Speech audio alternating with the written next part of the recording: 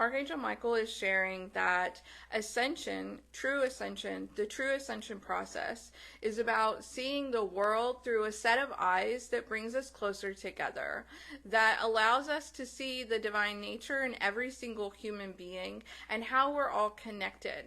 So it's not like a pass or fail test. Either am I ascending, am I not ascending, am I doing good, am I doing bad, am I on track, am I off track. Ascension is more about the kind of lens that you're seeing through, whether it is compassionate and forgiving, and having a spirit of that all-seeing wisdom, that all-seeing knowing that Creator has, where you assume that every human being has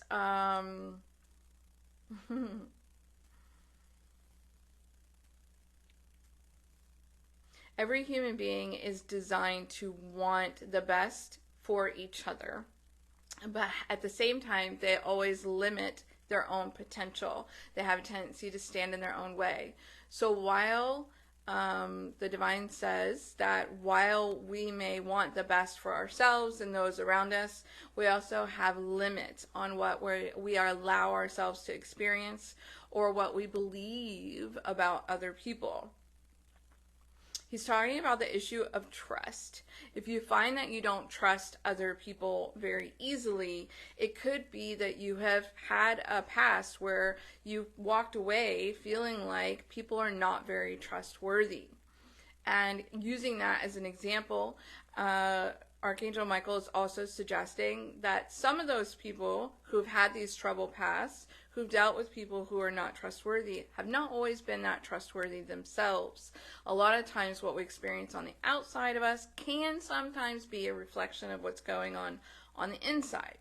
But in some instances, we just experience untrustworthy or what we perceive as untrustworthy behavior from other people. So Archangel Michael asks that we always give other people the benefit of the doubt. And that goes a long way in our own ascension process. Are we forgiving? Are we giving people grace? Are we providing them opportunities to share their side of the story? And are we willing to try again?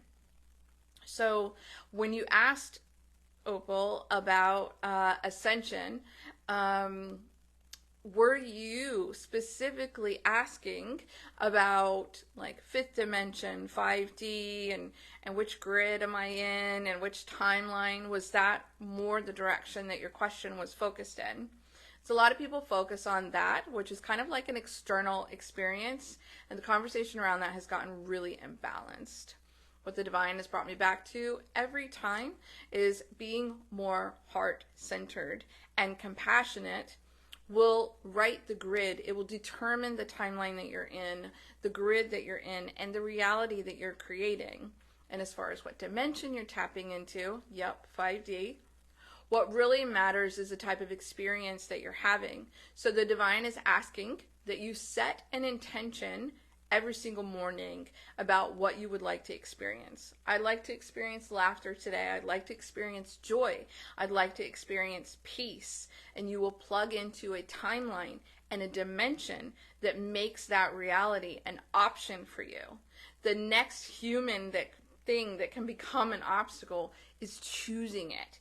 Choosing the peace, choosing the joy, choosing the generosity or the kindness. And again, that'll plug you into a timeline and a dimension where you experience that. As you're choosing it, your reality is more and more co-created. Does that make sense? The divine tells me at this point you have been bouncing around from 3D to 5D a little bit. Bing bong, bing bong. But most humans are. Most humans are. So you might feel really magical and everything's working out for you and very, very abundant. And then next thing you know, you feels like you might have fallen flat on your face, messed up, or fumbled the ball.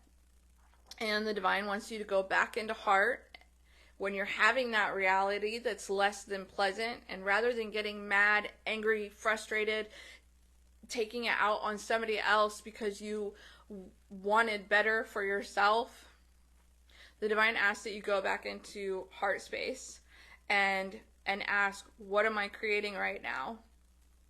What would I like to be creating? And how can I create that? The other thing that keeps us tethered to lower timelines and dimensions that the divine wants me to talk about is the mental chatter.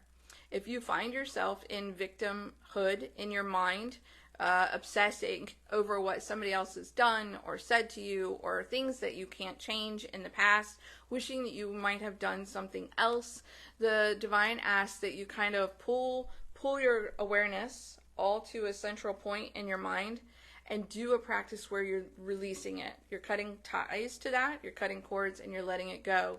And you start to rewrite the story in your head so that you are feeling more empowered. Sometimes, if I'm stuck in a loop like that, I literally ask the divine for more grace. And I start to accept the reality that I don't create all things at all times, but I can choose how I react and how I participate in the things that are being created. Opal says, yes, that was so good. I'm ever so happy. I've even glimpsed 5D. Absolutely. Tuning more into generosity and kindness will keep you there longer and get you there faster. So does forgiveness. So hopefully you can put a few of those tidbits in your pocket and keep them in mind, and don't stress about which dimension you're in. Thank you so much for checking out this video today. Be sure to like the video, share, subscribe to my channel. And if you really had a wonderful experience on this video, I invite you to share your reflections in the comments section. I love reading those. And if you would like to explore some more of my juicy magic and medicine, please visit my website at newearthmagicschool.com and register for my email list. I've got some things that you're going to love exploring.